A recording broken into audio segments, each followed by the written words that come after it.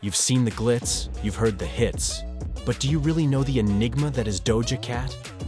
What if we told you that behind the viral dances and flashy outfits lies a labyrinth of emotions and untold stories?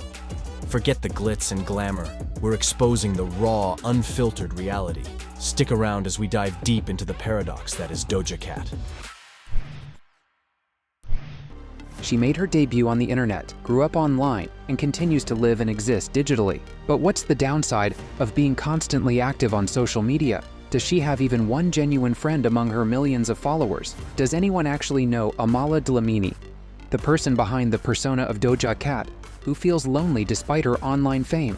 Social media has been a really big part of what I do. And I noticed I've kind of become addicted to it. I think a lot of us are.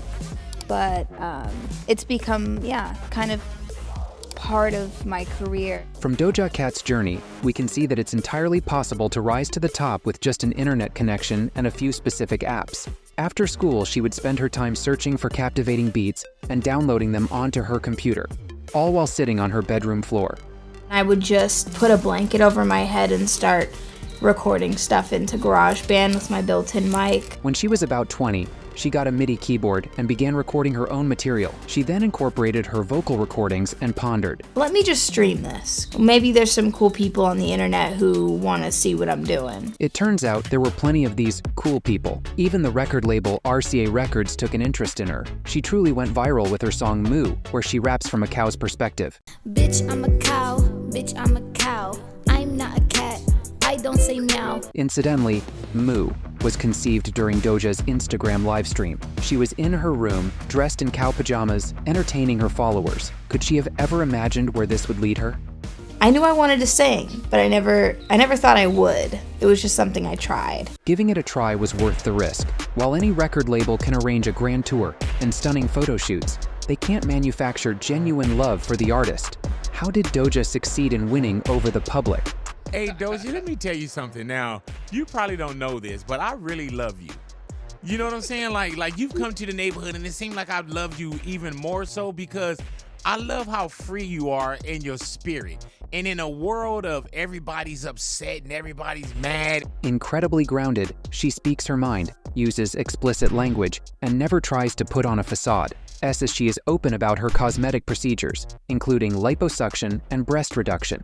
During her streams, she has been known to casually pop a pimple or even shave off her eyebrows. We'll delve into that topic later. Such behavior convinces her fans of her authenticity and sincerity, making her seem like an open book. But is that truly the case? Amala has repeatedly informed her audience, I am very impulsive, and I see it as a form of entertainment. I feel like we're all kind of enjoying that argument on Twitter, or that the mess that comes with rude comments and stuff like that. I like to kind of dive into it. Simultaneously, she claims to be indifferent to her haters and says she doesn't have the time to read negative comments. I choose to kind of focus on other things. So where does the real Amala stand amid all this chaos? The answer lies in her responses to those who voice their disapproval or disappointment. And we don't know you, but we have supported you through thick and thin. Mind you, you'd be nothing without us. You'd be working at a grocery store, making songs on GarageBand, Miss High School Dropout. End quote. To which Doja responds with, nobody forced you. I don't know why you're talking to me like you're my mother, bitch. You sound like a crazy person.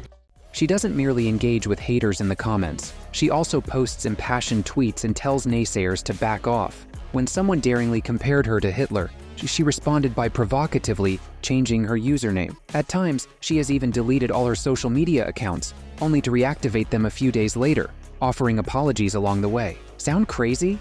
What if we told you that she's doing all of this to avoid being truly alone? I'm gonna go without my friends for a day because I don't have any friends. You must have at least one friend.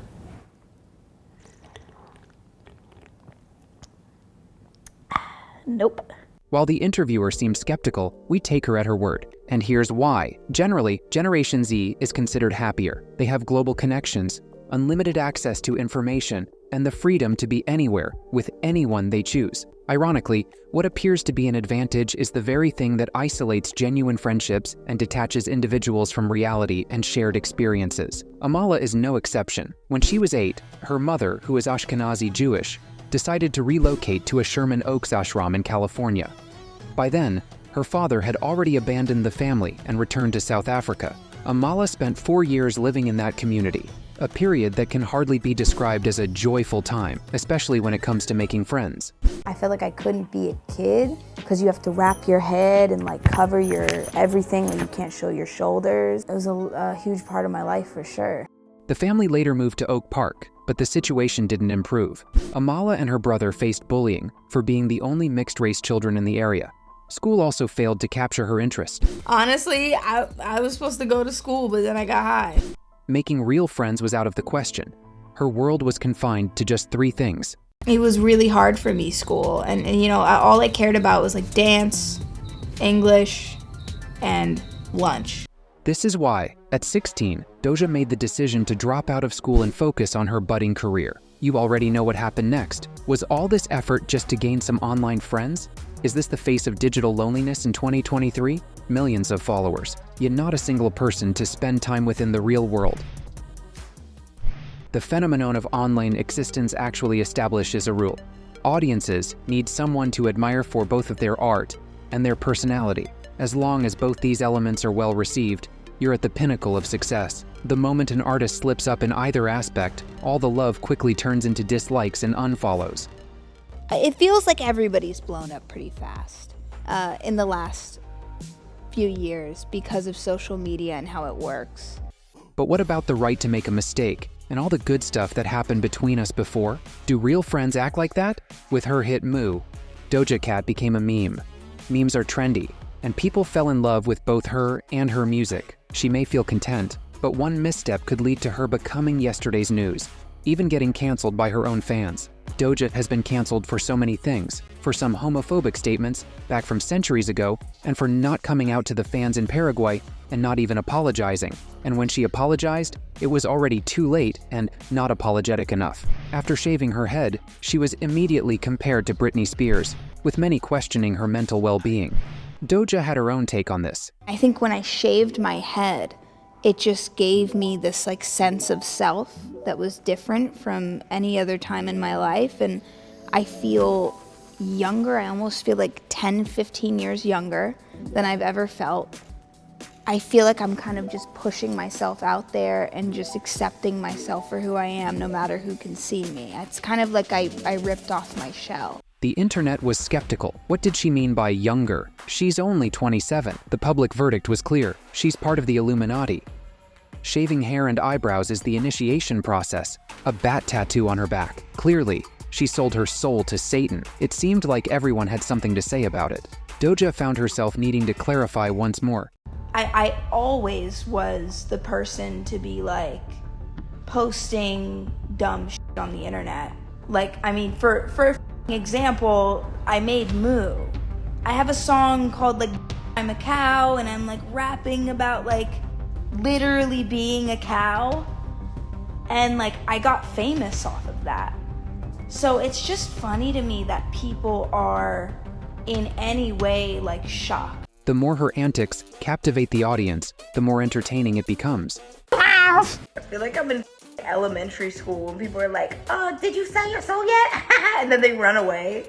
If all eyes are on her eccentric behavior, will her music still receive the attention it deserves? Disgruntled fans are quick to label her work as mediocre and accuse her of tackiness, overlooking the exceptional work she produces with her highly skilled team. For instance, almost all of her performances and looks were created together with an amazing creative director and fashion stylist, Brett Allen Nelson. In Doja's looks, one can notice the 70s inspiration, honoring Cher, Marilyn Monroe, and Nicole Kidman, a tribute to Chicago musical and other references to the incredible looks that once enchanted America. When it comes to music, Doja Cat was greatly influenced by Jamiroquai, Amy Winehouse, Beyoncé. She soaked in the tendencies, the style and personalities, transformed it all into her own vision, and became capable of influencing the whole new generation herself. The moment I noticed that I was becoming influential towards people was during Moo. When I released Moo, I saw a lot of a lot of people with cow costumes that year for Halloween. While fashion houses and fashion weeks extend invitations, Doja crafts her own unique performances offstage. Wow. And not only that, Best advice? Don't get drunk on Instagram Live. Don't get drunk on Periscope. TikTok continues to buzz with dances set to her music and videos of fans recreating her iconic cow and devil looks.